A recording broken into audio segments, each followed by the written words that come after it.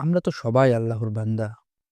কিন্তু আপনি কি জানেন কোরআনে আল্লাহ তাআলা একদল মানুষকে খুব ভালোবেসে ইবাদুর রহমান বা পরম করুণাময়ের বান্দা বলে ডেকেছেন? কারা এই সৌভাগ্যবান মানুষ? কি তাদের বৈশিষ্ট্য? আপনি কি তাদের অন্তর্ভুক্ত হতে চান?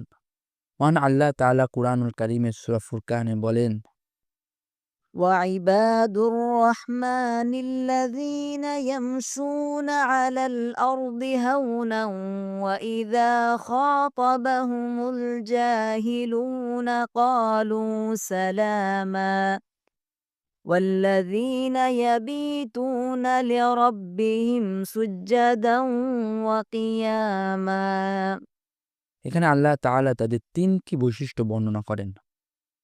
তাদের ১ম বৈশিষ্ট্য, তারা জমিনে বিনয়ের সাথে চলাফেরা করে। অর্থাৎ তারা নম্র হয়, ভদ্র হয়, অহংকারী হয় না। বিনয়ের সাথে চলাফেরা করে, বড়কে সম্মান করে এবং ছোটকে স্নেহ করে। তাদের ২য় বৈশিষ্ট্য, অজ্ঞ লোকেরা যখন তাদের সাথে কথা বলে, তখন তারা শান্তির কথা বলে।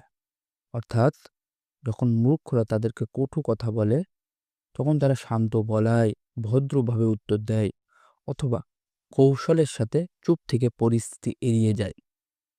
এটি সহনশীলতা ও আত্মসংযমের পরিচয়।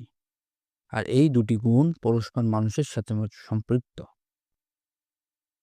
৩য় এবং সর্বশেষ বৈশিষ্ট্য, তারা রাত্র অতিবাহিত করে রবের সামনে সেজদায় ও দাঁড়িয়ে। তারা রাতকে শুধু ঘুমিয়ে কাটিয়ে দেয় না, বরং তারা রাতের কিছু অংশ রবের এবাদতে কাটায়। তাহাজ্জুদ, কুরআন তেলাওয়াত ইত্যাদি ইবাদতের মাধ্যমে তারা রাতকে জীবিত রাখে। এই ৩টি গুণ একজন মানুষকে রহমানের বান্দা বানিয়ে তোলে। তাই আপনিও যদি চান ইবাদুর রহমান হতে, তাহলে এখন থেকেই এই বৈশিষ্ট্যগুলো নিজের মধ্যে ধারণ করুন।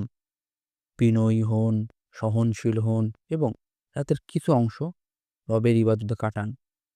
আল্লাহ তাআলা আমাদের সবাইকে এই বৈশিষ্ট্যগুলো ধারণ করার তৌফিক দান করুক এবং ইবাদুর রহমানের অন্তর্ভুক্ত করুন।